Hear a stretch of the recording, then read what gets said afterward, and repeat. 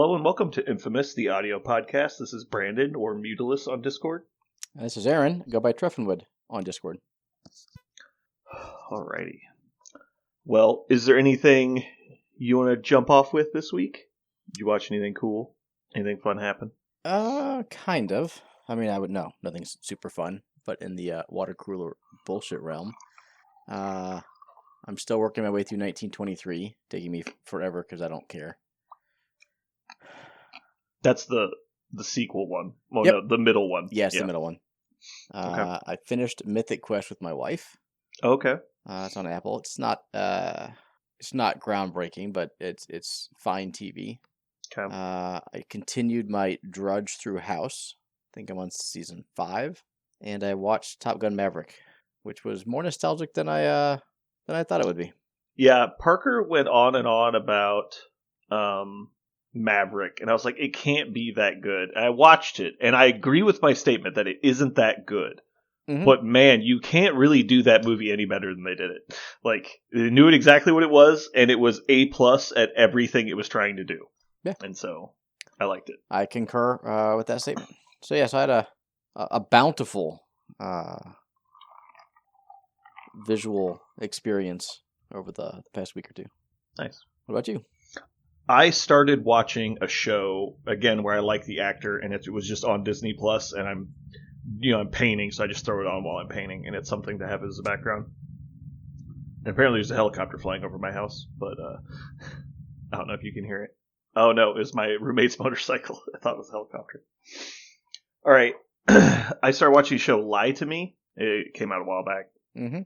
But the guy who plays Abomination in Marvel is the main character. But he basically is a deception expert, so he like reads faces and body language and stuff to tell when people are lying. And they work with the police and stuff from time to time.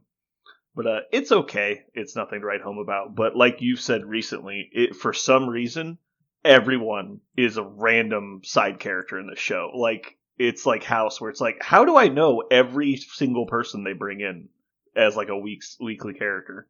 Yep. And so it must just be that whoever their casting director is doing a really fucking good job. Because it's like all these people that are like going to go on to be like the entire cast of Sons of Anarchy is in the show basically in the first 3 seasons. It's like the entire cast of like blah blah blah show. It's just like, man, I know fucking everybody in this. Like most of the cast of Breaking Bad shows up on the show, and I was like, god damn. Yeah, the guy who plays Gus, the guy who plays Michael. Several other side characters are all in it. It's funny. Nice. That's my biggest takeaway of that. I picked up my Nintendo Switch again. I started playing that again. Mm-hmm. I've primarily been playing Let's Go Pikachu, which is probably the worst or the easiest of the Pokemon games. Okay. But I never got to play the Pokemon games as a kid. I've never gotten into that universe. Yeah, the storyline and all that's just like for kids, nothing throwaway stuff. But the combat system of the game is actually kind of intriguing, which is why so many people like stay with and pay attention to it.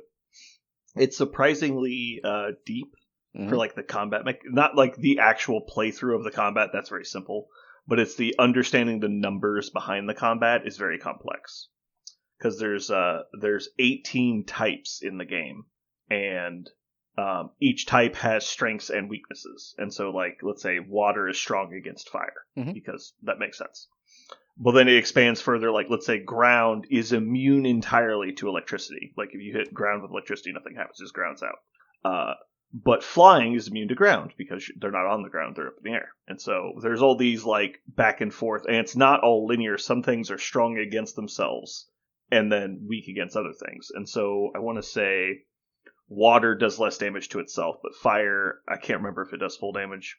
There's some other cool like storyline driven ones where it's like fairies are weak to steel, and fairies are immune to dragons. Dragons are strong against themselves because they're, I don't know. But anyway, so you have to remember this huge matrix of like strong against, and it's not even. Like steel has a huge amount of resistances, but very few strengths on offense. Yep. And then, so all that's fine, and it's a simple system on its own. But then you can have dual type, and dual type is actually more common than I think monotype. And so you'll have like fire electricity creatures. And so it's compounding their weaknesses and strengths. And so there will be good combinations and there'll be bad combinations. Like, well, these two are weak on their own, but when you combine them together, it just gives you massive, like, you're weak to most of the game. And so it's terrible. But then sometimes there's really good combos, obviously. And then on top of that, your Pokemon will have its individual stats, and there's 6 stats. There's hit points, speed, physical attack, special attack, physical defense, special defense. And then so your stats will determine how good you are at different things, obviously. But if you, let's say you have, like, let's say Charizard is like a famous character in the game. Charizard's really good at special attacking and has decent survivability stats. So if you took him and you gave him physical attacks, even though those physical attacks might be better than the special attacks he's using, because he's more good at special attacking, the attack won't be as useful on him. But you might want to have a special attack in your move pool just because you might go up against somebody who has really poor special defense.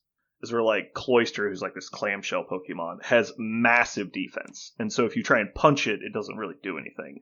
But if you shoot it with Fireball, it just takes massive damage. And so even though you might be good at special attacking or physical attacking, you might want to diversify your attacks to make up for that. And then on top of all of that, there's individual Pokemon will gain stats through different ways. And so if you have... That's a good way to put this. There's basically a 20% variance on each Pokemon within their own species. And so it could be like, this one is particularly fast, this one's particularly tough, or whatever. And so they call them IVs, or individual values of the Pokemon. And so there's basically like a 20% plus minus on how good a Pokemon can be within its own genre. And then there's a thing called EVs, which is like effort values. And so while your Pokemon is gaining experience and leveling up, if you do the right things with it, like fight the right type of enemies, feed it the right kind of food, it can gain up to another, it's like 20% increase in stats if you, like, basically raise it perfectly. And that's in addition to choosing all the move sets you want for it, and then combining that Pokemon with 6 other Pokemon you've done all those same things for. And so the concept of building, like, in quote-unquote, the perfect team, like, there's literally infinite choices you can make, which is why I think the game has resonated with so many people. And I didn't used to go into all of that stuff, and just recently I started talking with a friend of mine who's into Pokemon, and it's like the concept of, like, the combat mechanics behind it. It's theoretically one of the, like, most complex battle games that's ever been created, because there's so many different variables that can go into your team. And so I've been looking at that stuff a lot. And now I'll shut up for a while because I was talking for like 10 minutes. I mean, if it's a good game and you enjoy it, explaining the system seems to be I don't think the game is good. I think the game is actually kind of bad. Oh, okay. Well, then you just wasted 10 minutes of your life and our listeners. Right. But the combat system is really interesting. Okay.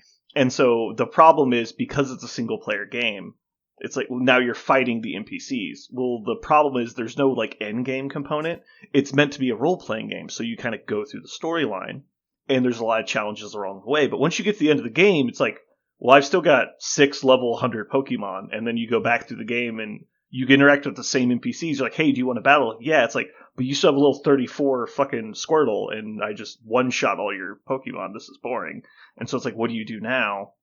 And the answer is, there's not a lot. There's some stuff to do, but there's not a lot. So I was like, oh, that's kind of disappointing. I wish, like, the NPCs leveled up with you, or at least to some degree, and it just doesn't seem that that's the case.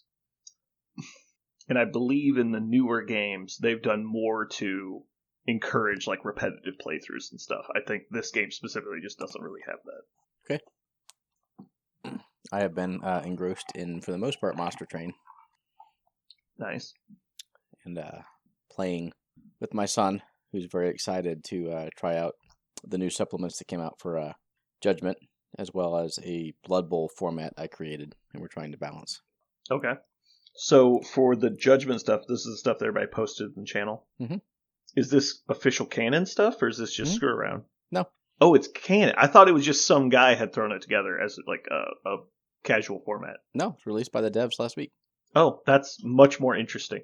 I read through it. I was like, this is just some guy in his basement wrote this down. I was like, okay, but nah. But when that guy is the dev, it matters.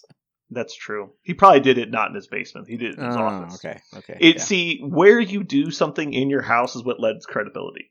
Got it. So, like, Okay. if you do it in the bathroom, not good. 3 feet to the left in your office, you're solid. Yeah, that kind of upended the meta for sure. Yeah.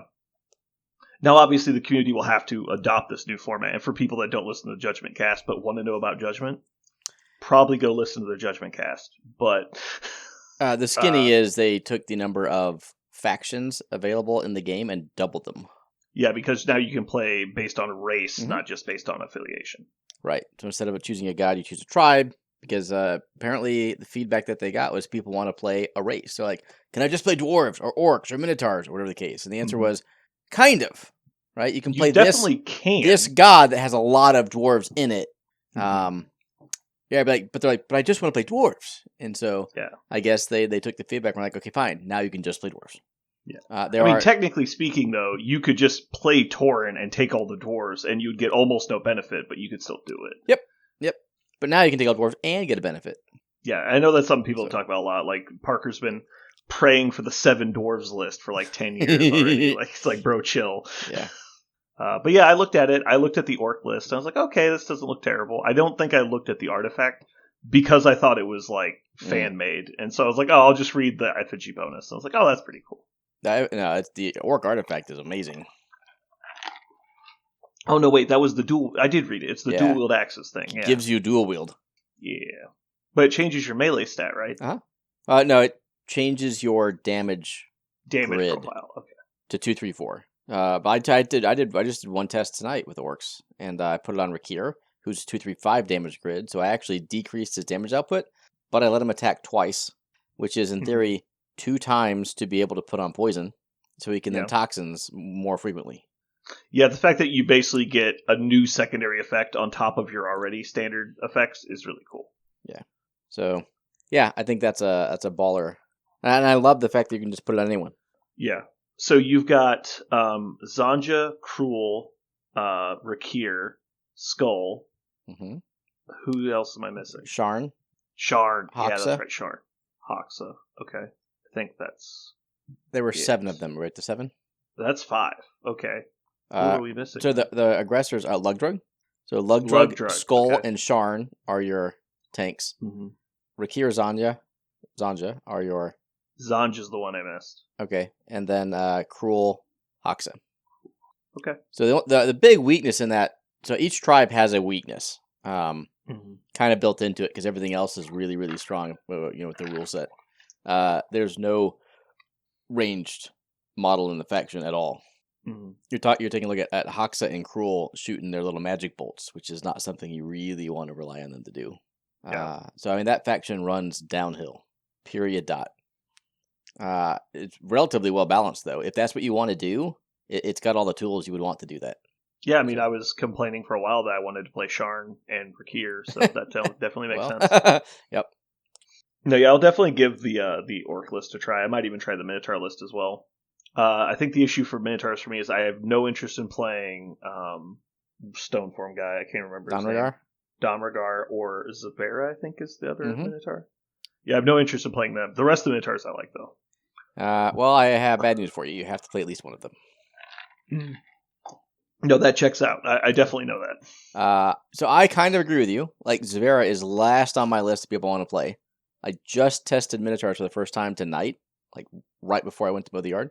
Donragar won the game just by sitting there and not dying. Yeah. And Zavera, every turn, so my son was playing Demons, which is an incredibly fun list, but super, super aggro.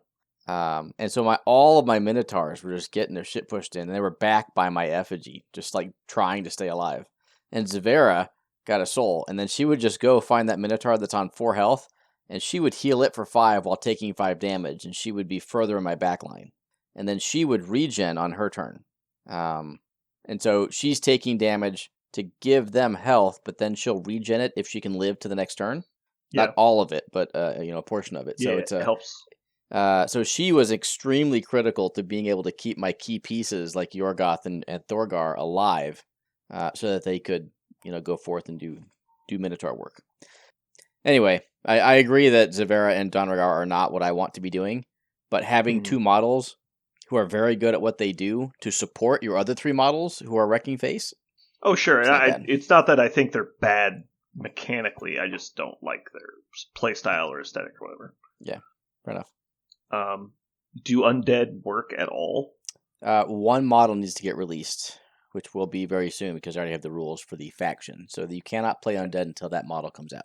Okay. Because currently we have Cradle, Fazil, what's the other one? I'm drawing a blank. There are two more. Magic user swaps places. Yeah, Zim. Yep. And then the vampire. Yeah, Ramona. Yep. Yeah, okay. Probably we have to wait and see till the fifth one comes out, but probably the weakest of all of the affiliations.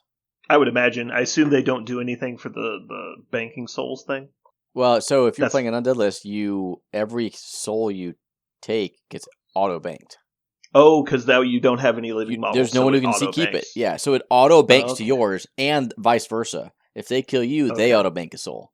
So there are no souls from killing. Like your opponent can harvest souls on the ground, but every time you kill a model, it just goes straight to the bank. In theory, I hate that playstyle, but it would definitely be very interesting, and I would be happy to try it out. Yeah. Okay.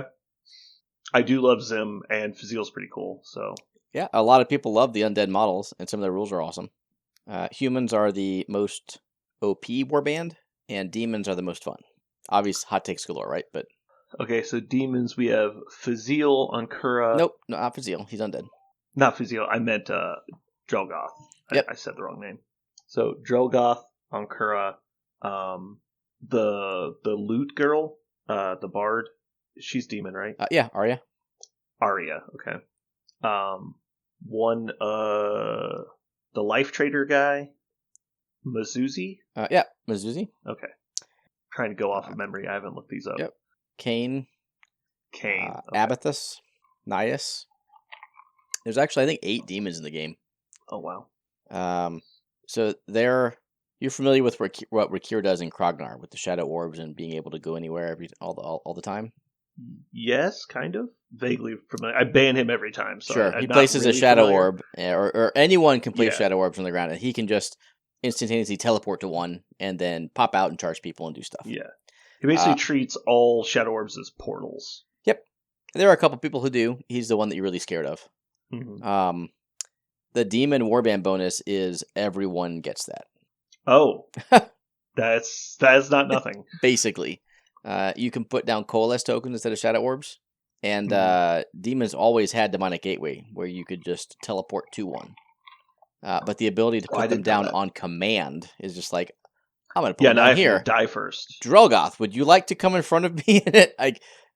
And then Arya, oh my god, she just randomly appears wherever the fuck she wants now, and is like, Allure, come to me, now go to sleep. Drelgoth, this guy's sleeping, would you like to come whack his head off? Abathus has always been kind of character. He's not bad, but he gets extra damage if he's next to a coalesce token. Yeah. Oh, what's that? Now they're all over the fucking place? Yeah, it's like Yorgoth, who just shits out his own little buff. Yes. So, the amount... Again, that faction has no tank. There's no tank in faction. Ankura's at least kind of tanky. Who is? Ankura. Oh, yeah. Ankura is kind of tanky. You're right.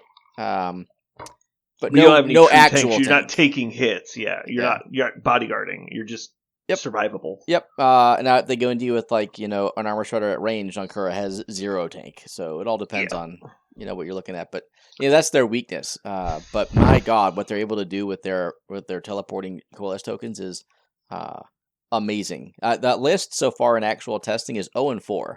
But everyone who's played it has been amazed by it. So it says something that the list has yet to win in my basement. Yet everyone is 2 thumbs up about it. That is cool. So anyway, like I said, lots of changes coming to or have come to Judgment, and there were no leaks, nothing. All of a sudden, bam, released to the wild, and people are like, okay, cool, let's try this shit out. So all right, now the thing I was way more interested in. Tell me about this Blood Bowl custom format. Okay. Not a custom format.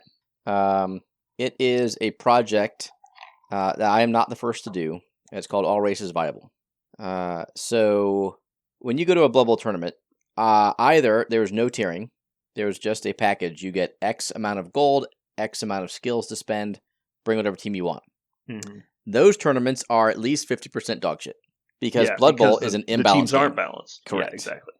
So what I'm going to call it good tournament organizers have done over the ambitious years, tournament organizers, right, is just they've broken out tiers. Sometimes there's 3, sometimes there's 5, sometimes there's 6, but they'll break people into tiers. And then as you go up in tiers, you get more gold and more skills, usually.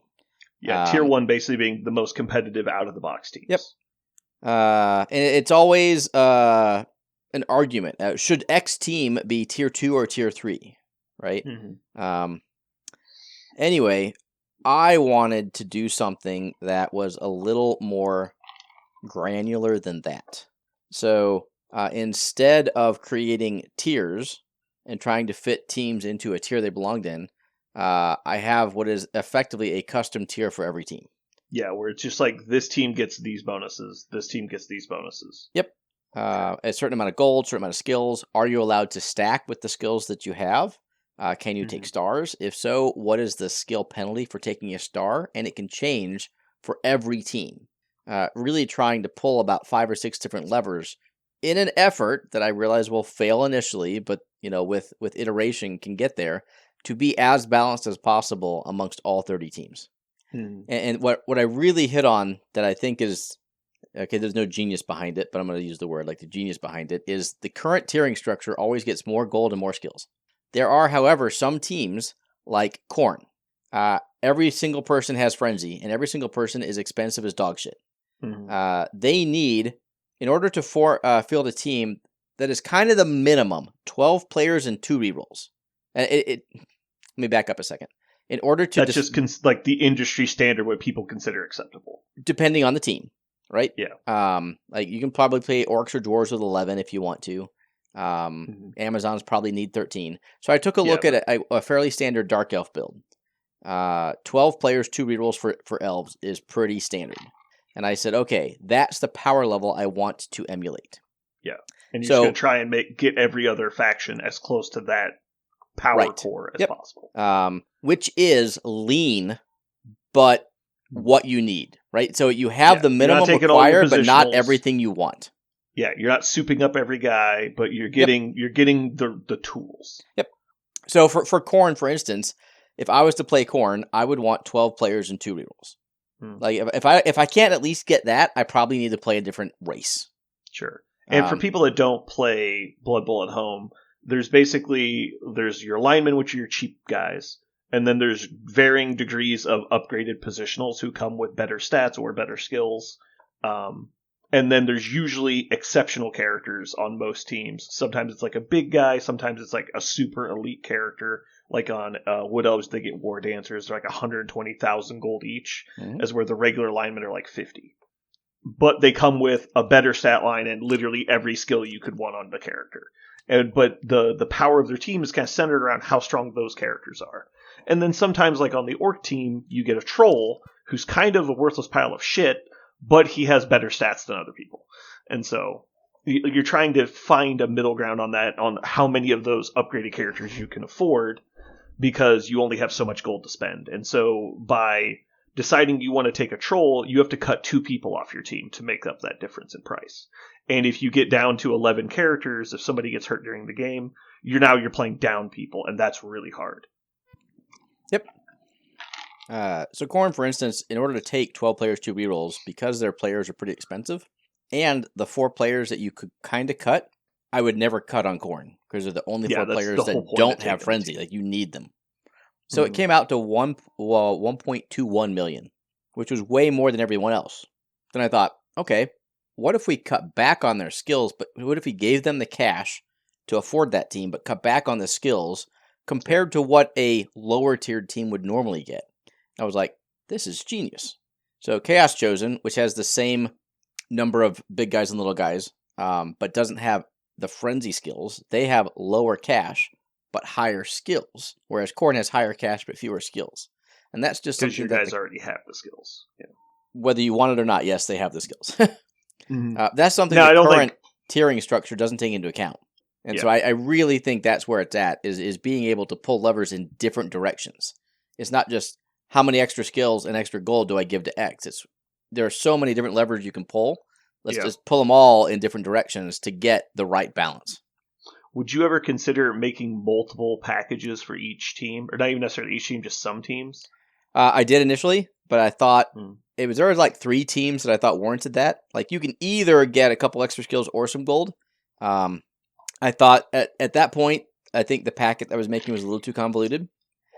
And I would encourage TOs to take like this packet, and I'm not insane enough to think that it's going to be like adopted worldwide, right? But if I was to publish this somewhere, a random TO could pick it and be like, okay, here's the base package. In addition, you can pick one of the following 3 benefits: extra 20 gold, extra 2 skills, like whatever the case may be, to give people flexibility and add on, if you will, to the base package that is already balanced in and of itself.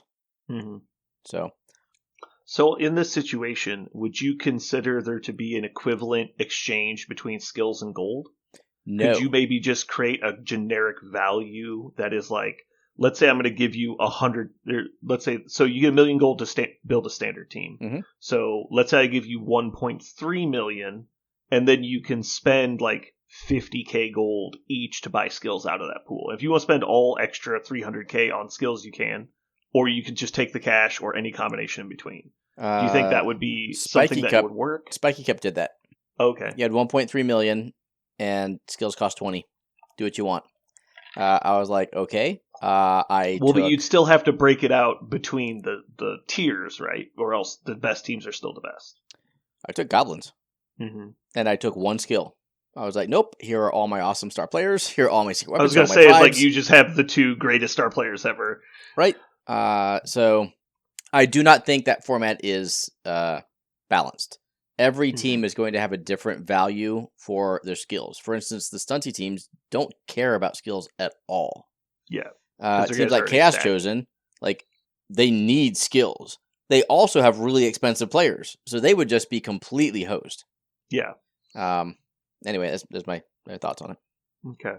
But let's say within each team, like there's 30 teams, if you just had a number value of gold each team got, which is like the 30 independent tiers you were already talking about, and just go like, let's say Dark Elves, like you said, is your baseline. Uh-huh. So they're like, let's just say is a 0 modifier. And so they get the 1.2, 1.3 million gold with, and then you go to the second best team, let's just say as a generic example, they get a little bit more gold.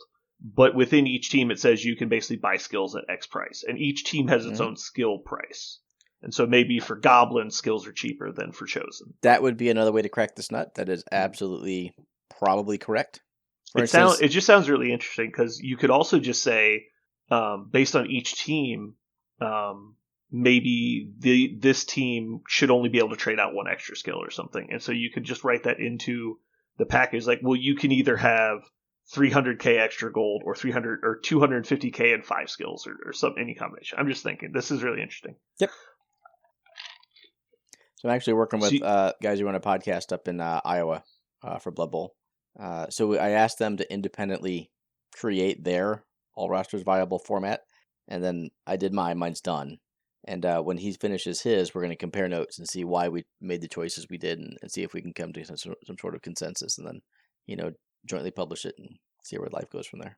Are you going to be doing a bunch of playtesting, or are you just going to do? No, like there's no way I can playtest enough.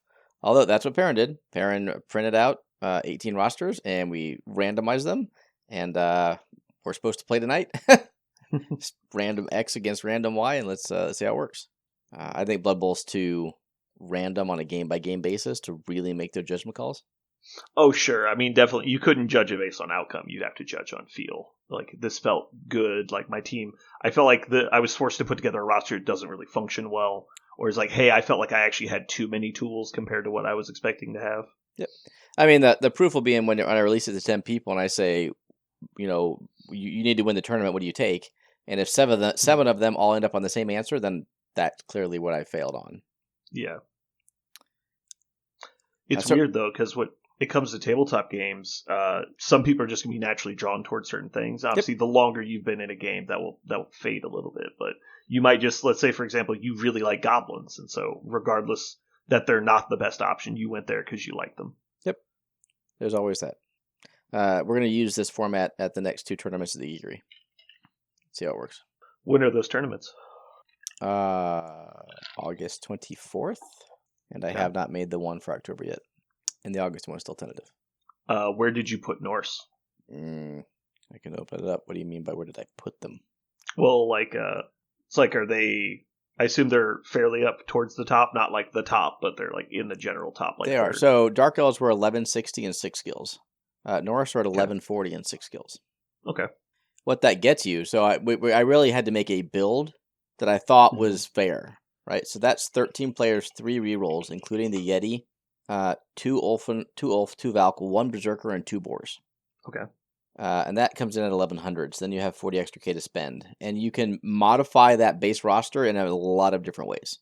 Okay, good. That was my next question. I want 2 Berserkers. Okay, well then that's free, but then you have you're capped at 1140, and you have 13 players, but 2 of them are Boars. Is that what you want? Yes. Do you want an APO? Okay. You drop a Boar, you can get an APO, or you want your 4-3 roll. So there are lots of ways that you can modify that.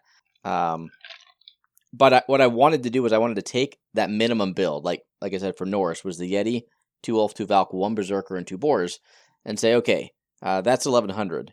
If I go 1150, they get a free other lineman or APO, and I didn't want that, so I increased it by 40k. Okay, what can they get with 40k? They cannot add to this team with 40k. All they can do is use that gold to modify that team. Mm-hmm. And so that's kind of how I went about building all of the rosters. Yeah, the only downside I could see is if there's some teams that kind of just get locked into their options where it just gets kind of repetitive, where, say, Chosen, for example, are a pretty linear decision-making process anyway, because you're going to get your 4 Chosen, you're going to buy a bunch of Marauders, and then you're probably going to buy the Minotaur if it makes sense. And now it's just what skills are you putting on your Chosen, and that's really the only question. But that's just kind of because the team itself is very simplistic. Yep. But the Minos, so I built it for 12 players, 3 rerolls, and the Mino. But what if someone wants to run the Ogre? If they run the Ogre, they have enough extra cash to then get an APO as well. I forget that they can pick now. I'm so used to it just being the Minotaur. Yeah, and if you go all the way down to a Troll, then that gets you a Beastman, a reroll, or an APO in addition to downgrading the Mino to a Troll. So that's what I'm talking about. There are, if you think that a Chaos Chosen build is always a Mino, then yeah, you're going to have one build, with this format, if you will. But that's not to say that that's the only Chaos Chosen build out there. Freaking need, what's his name? Brute Fun to put out his fucking Norse team already. Cool. Well, keep me posted on your project. Hopefully it goes well. Yeah, I should have. Are you optimistic? I am.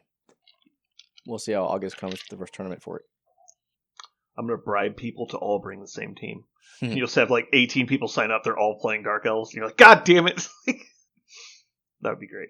Or not. I think it'd be great. Okay. Let's go ahead and jump into Mojo World. This week we're going to do video game genres. All right. I'm sure that we are going to not overlap at all here, so this will be very boring draft. Literally impossible. Literally impossible. Okay. Aaron, why don't you go ahead and go first? And I'm confident I know what you're going to pick. I was pretty confident, and I'm not. Well, we're going to go with the RPG, but it's not as slam dunk as you think it is.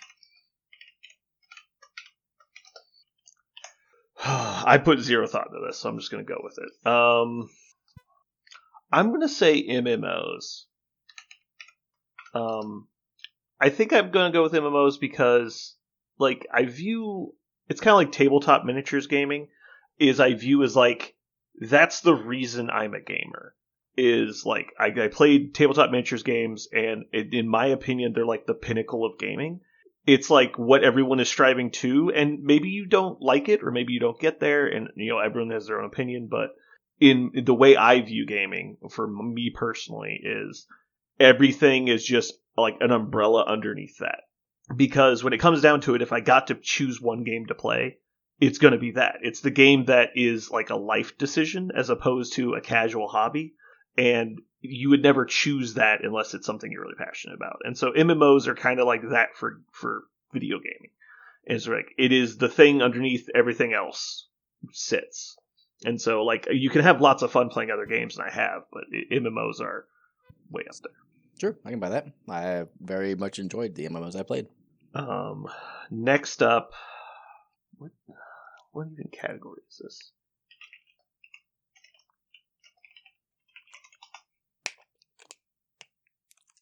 I guess I'm going to say sandbox games. A lot of people, Yeah. It can also be called survival games. Yep, I got it. But I like sandbox games too. That would not make my top 10. Yeah, probably not. I don't know. I'm not really solid on that. Like, I think survival games is probably more accurate.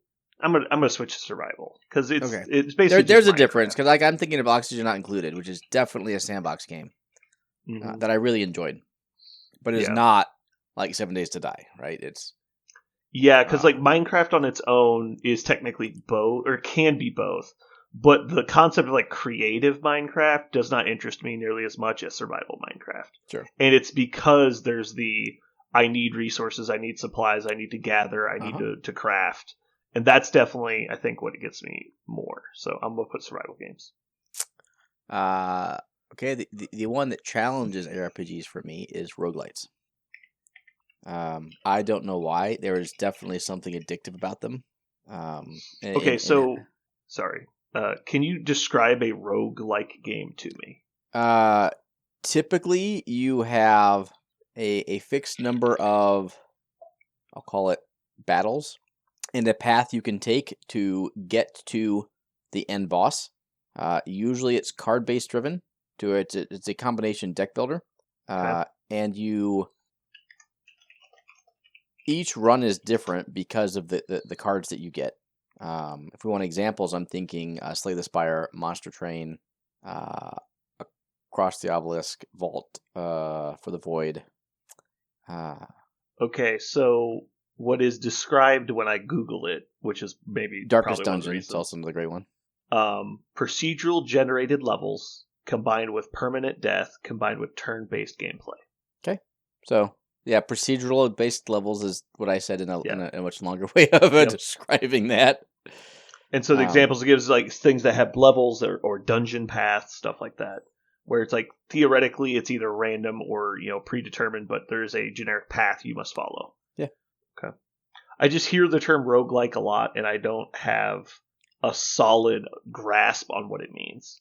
And so you said Monster Train is like probably your favorite right now. Right now. It just came out with Monster Train 2, and so I'm just going through playing the different combinations of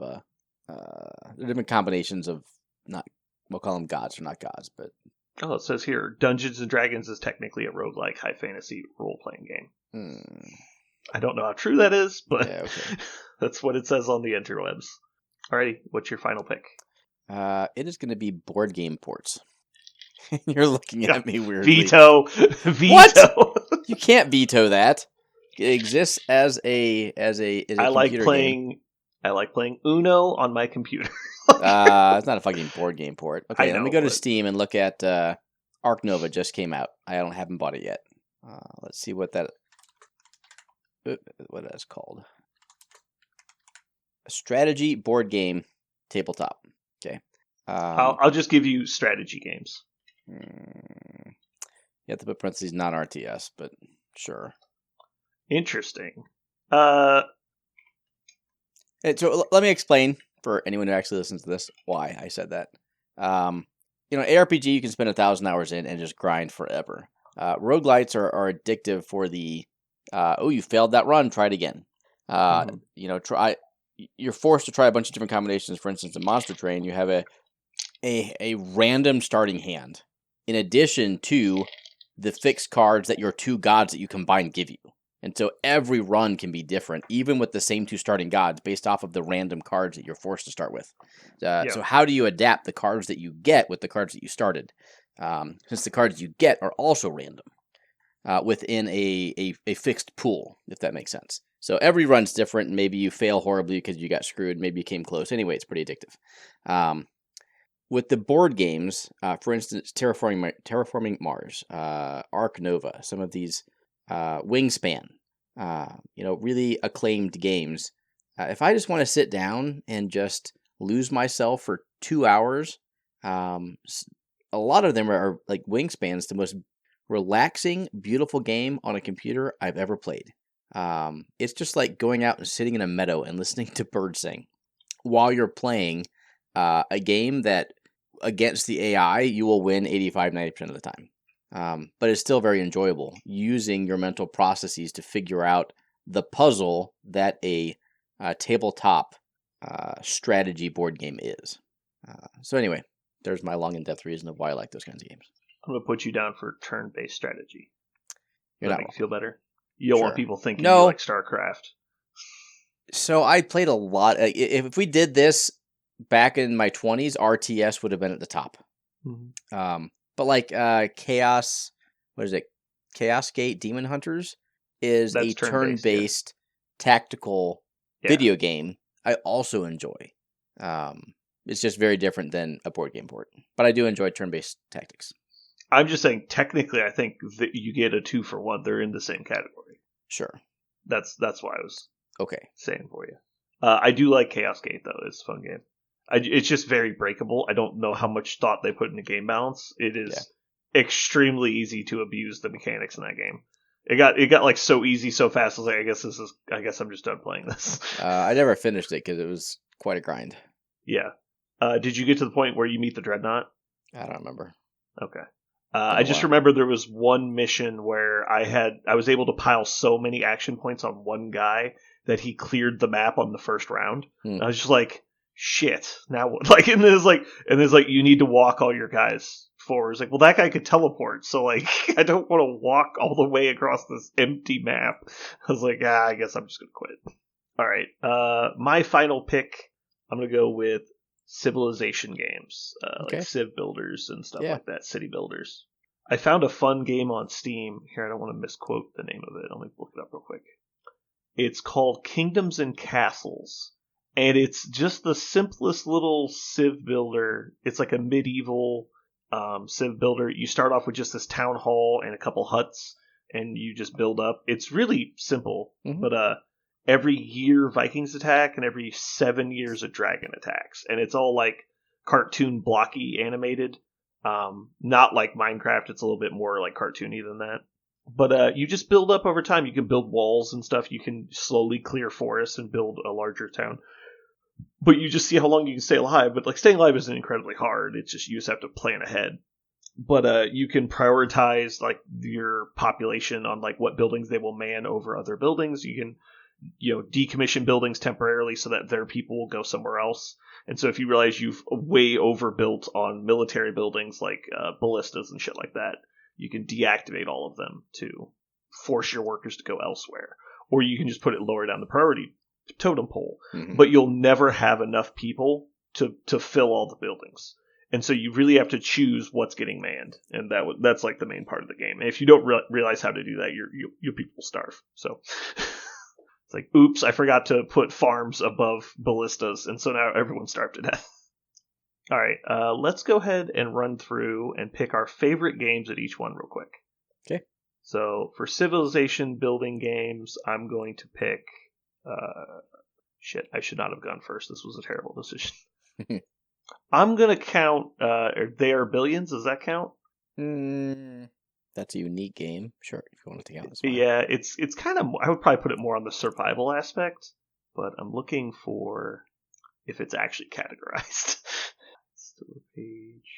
It is a strategy game. Lame. All right, fine. I'll just do Kingdoms and Castles then. This is the most recent one I played. What's your favorite turn-based strategy game? I'm looking at my hours played on Steam. Played a lot of these games before I adopted Steam as my platform. Like I still have a lot of CDs. We're gonna go with Battle Brothers. I know you played that one. What is that? Battle Brothers? Yeah. It is hex-based. Equip guys, move, attack. I don't know how to explain it. You can look it up on Steam if you want. I've played 69 hours on Kingdoms and Castles. Oh, wow. I never expected this to be the case. This might be true, though. What do you think the longest played game in my Steam library is? Longest played meaning most hours? Yeah, most hours. I'll give you a hint. It's fairly recent. I would have said 7 Days to Die. You are correct. Okay. 250 hours. Mine is Path of Exile 2 at 1,120, and that's since November. Yeah, exactly. It's Last just Epic's that at 932. I'm about to have two of them over 1,000. Yeah, I mean, there's definitely games I played a lot more. Oh my god, can I actually look up how long I've played League of Legends? That'd be a terrifying number to see. I don't want to actually know. All right, so survival games. I'm going to pick Minecraft. Are you going to go with Monster Train? That's not a survival game. No. So you're on roguelike. Roguelike? Yeah, we'll go Monster Train. It's a really good one. Okay. I'm obviously going City of Heroes for MMOs, which leaves you on action RPGs. It's got to be Path of Exile 1. Yeah, that's what I figured. Cool. All right, well, thanks for tuning in, everybody. Hopefully you had a good time listening to us chat. We'll be back next week. This has been Brandon. And Aaron. And you've just listened to Genres.